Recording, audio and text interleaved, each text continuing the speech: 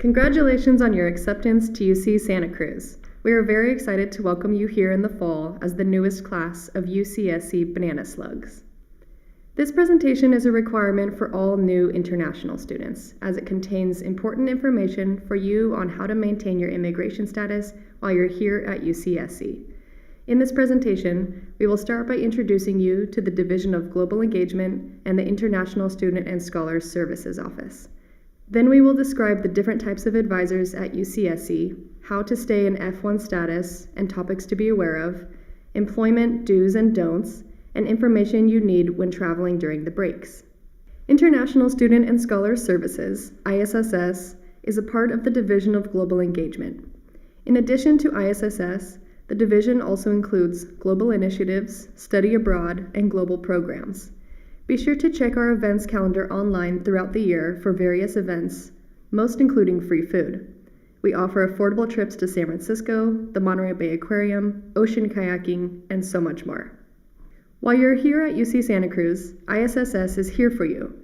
We work only with international students, helping you stay in status, know your resources, and adjust culturally and academically. If you ever feel like you don't know where to go for help, come and see us. That is what we're here for. There are many types of advisors at UCSC, and each advisor has a specific role. It's important for you to learn these roles so that you know who to speak with about certain items. Like we said before, if you ever feel lost while you're here, come and see us. Don't forget that we are here for you. We work only with international students. So the different types of advisors are academic advisors. There are two types of academic advisors at UCSC. The first one is your college advisor. This is the person who you will be speaking with the most. It is important for you to get to know this person as soon as you get to UCSC.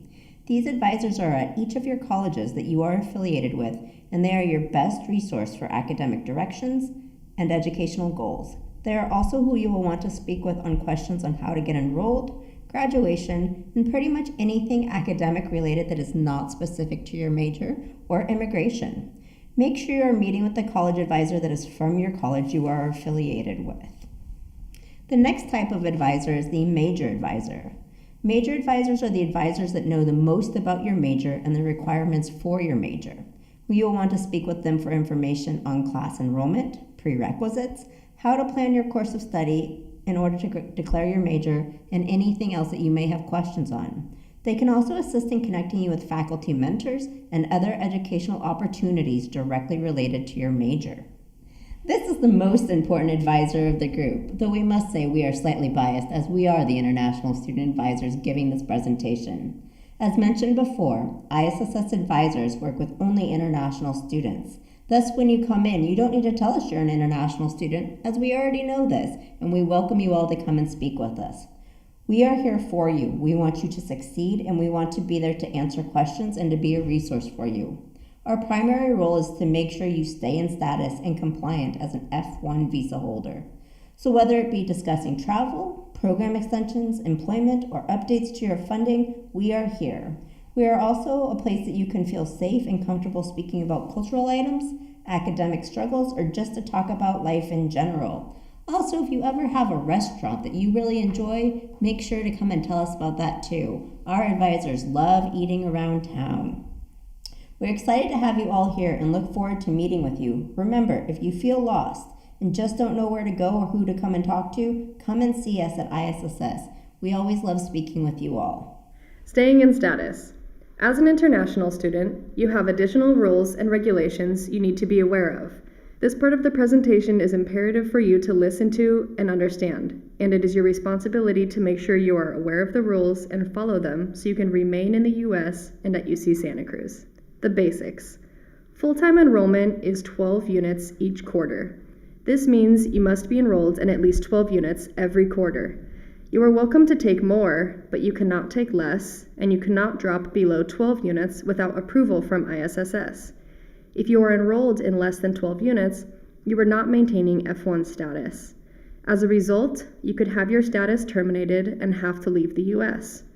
The only exception to being enrolled in 12 units is if you receive approval from ISSS. There are very specific reasons to be approved for a reduced course load. For example, number 1, academic difficulties. This can be used your first quarter at UCSC if you are struggling with initial difficulties with the English language, reading requirements, unfamiliarity with U.S. teaching methods, or improper course level placement. More than likely, anything past the first quarter will not be approved. Number 2, medical reason. If you are dealing with physical or mental health issues and are seeing a doctor or medical professional in the U.S., then you may be eligible to take less than 12 units. We will need a note from your U.S. doctor or from the UCSC Health Center in order to approve. Number 3, final term. If you are in your last quarter and do not need a full 12 more units to complete your degree, you may be eligible to do a reduced course load. This can only be done once, so you will need to make sure you are really in your last term. If you do not qualify for a reduced course load based on any of these reasons, then you will be required to enroll in 12 units every quarter. The basics continued. Address. It is your responsibility to keep your address updated in the UCSC portal. All updates to your address must be made within 10 days of the change. If you have a temporary housing situation when you arrive to UCSC, you'll need to put this down, but when you move again, you'll again need to change that address. We'll talk a little bit about how to lay out your address with this next slide. So please use this slide as a guide as to how to enter your address. We will need your physical actual location, not a PO box or a general campus address. You can find the physical addresses of your residence hall on the UCSC website. If you put an address that is not a physical address, we will be contacting you. Next is all students are required to have health insurance. If you are on the UC SHIP plan, you can direct all questions at the email listed or call the health center. If you have waived the health center insurance, you will need to look on your own plan for where your doctor is, where the pharmacy is, and all other resources as located in Santa Cruz. Documents to be familiar with. We will now go through the documents you should be familiar with as an international student. I-20. You all have an I-20 which you used to get into the country. This document has a lot of important information such as your SEVIS ID number, your program dates, start and end, your major, financial information, and more. Once you arrive and complete the check-in process, you will be eligible for a travel signature which is needed to re-enter the U.S. Each travel signature is valid for 1 year from the date it is signed. Your passport. You need to make sure your passport is always valid for at least 6 months into the future at all times. If needed, you can renew your passport while in the U.S. Your visa. Your F1 visa is another very important document to be familiar with. The visa will show if you have received a multiple entry or single entry visa. Most of you should have a multiple entry visa, which means you do not need to renew each time you leave. You should also have an F1 visa with an expiration date in the future. Many people are confused with the visa and worry that as soon as it expires, you need to leave the U.S. This is not true. You are fine to remain in the U.S. with an expired visa as long as your I-20 is valid and your passport is valid for at least 6 months into the future. Think of your visa like a key to the U.S. You need the key to get in, but once you are here, you no longer need the key until you leave and re-enter. A visa cannot be renewed in the U.S., and instead it must be done outside of the U.S. Typically, it is best to renew your visa in your home country because you will have a place to stay in case the processing takes a long time. You must always have a valid visa in order to enter the U.S. I-94. In addition to your personal information, this document should show your visa status, DS, which means duration of status, and the date showing your most recent entry into the U.S. You can access this document online through an official government website. If any of the information is incorrect, please let our office know. Your responsibilities. Once you arrive in Santa Cruz, you will need to complete some additional steps to ensure you stay in status. The first thing is to complete the check-in process. This cannot be done until you arrive in Santa Cruz. ISSS will send out an email detailing the items you will be required to upload via the Visa Document Request Tool, VDRT, the same thing you use to upload your documents to request your I-20. In addition to completing the check-in process, you will need to update your address into your UCSC student portal. Just like we talked about before, even if this is temporary housing, we still need to know your physical location. Next, make sure you are fully enrolled in at least 12 units for fall term. Remember, it is your responsibility to notify us of any changes to your major and length of program.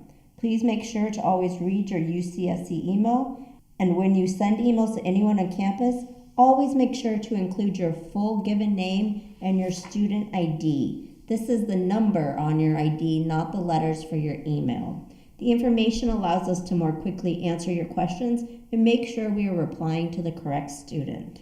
As mentioned, you will receive an email as we get closer to the start of fall term with information as how to complete the check-in process. The check-in process will also show up on your VDRT so you'll know what to upload. The check-in process must be completed by October 5th, and you must upload your visa, I-94, and the student information sheet. At this time, there is nothing you need to do, as you cannot complete this step until you arrive in the U.S. As mentioned previously, if you need to extend your program past the end date on your I-20, you must complete and request a program extension prior to the end date on the I-20. We cannot extend your program after the program end date has passed, so please plan accordingly. Realize that for all of our Frosh, you've been issued a 4-year I-20. For all of our junior level transfers, you've been issued a 2-year I-20. So if your program goes longer than that period of time, you will need a program extension in order to remain in the U.S. Employment. All F1 students are eligible to work on campus. However, if you do not already have a social security number, you will need one in order to be paid. While you don't need special permission from ISSS to work on campus, there are rules that you need to be aware of. For example, you cannot work more than 20 hours per week while school is in session, and you cannot work past the end date on your I-20.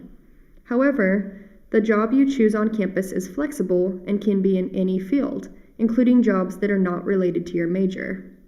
Applying for a Social Security number, or SSN. You are only eligible for a Social Security number if you have employment. If you do not have approved employment, you cannot request a Social Security number. In addition, you must have been in the U.S. for at least 10 days, completed the check-in process, and had your SEVIS record registered in order to apply for a Social Security number. You can read more about the steps to get an SSN on our website. Off-campus employment. As an F1 student, you are not eligible for off-campus employment unless authorized or approved by ISSS before you start the position. There are 2 types of off-campus employment: curricular practical training, or CPT, which is a possible option for you after you have declared your major and after you have been at UCSC for at least 1 academic year. The second option is optional practical training, or OPT. This is typically done after you graduate.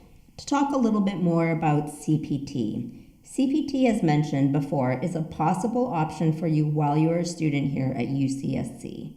CPT must be approved by our office prior to you starting and must either be required by your program or considered integral or important to your studies. If an internship is not required by your program, you will be required to be enrolled in an independent study or a field study while you are doing CPT. CPT can be either paid or unpaid, but it must be directly related to your field of study, and it cannot be more than 20 hours a week while school is in session. More specifics on CPT can be found on our website, or you can meet with an advisor once you are here.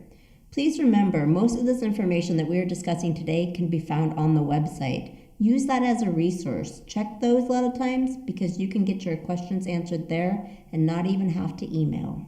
The next option for off-campus employment is optional practical training, or OPT. OPT is typically done after you receive your degree. You must attend a workshop prior to being eligible to apply. Like CPT, employment on OPT must be directly related to your field of study. This can also be paid or unpaid. You will learn more about this when you attend the mandatory OPT workshop. The big thing to remember for everyone is there is no off-campus employment without prior authorization from ISSS. If you are found to be working off-campus without permission, you could be in violation of your status and be forced to leave the U.S. by having your record terminated. Please, please, please do not work off-campus without permission. If you have questions, ask us before you start. Don't put yourself in a bad situation. Travel. When entering the U.S. for your first time, you will need to make sure you have a valid I-20, visa, and passport that is good for at least 6 months into the future. When you arrive, we will talk more about traveling. At the end of your program, you are allowed to remain in the U.S. for a 60-day grace period. During this time, you cannot work or study, and once you leave the U.S., you cannot return on F1 status. If you apply to do OPT, the 60-day grace period does not apply. As we wrap up this presentation and you are planning your travels to Santa Cruz, please remember you must be here for the mandatory international orientation, which starts on the 16th of September if you are a new Frosh, or the 20th of September for transfer students. All students will be charged for this and expected to be here. This is your opportunity to get moved in early, meet other international students, and get acclimated to Santa Cruz and UCSC. It's also your opportunity to see the incredible campus and maybe even find yourself a banana slug. Remember, ISSS is here for you. If you're ever not sure where to go, who to talk to, or what to do, come and see us. That is what we are here for. We want to meet you. We want to get to know you. We are here for the international students and want to make sure you succeed academically and personally. We are excited to meet you all on September 16th at International Frosh Orientation. More information will be coming to your email soon about this and other opportunities. Don't forget to review your email and to read the emails that our office will be sending. Again, congratulations on your acceptance. We can't wait to meet you.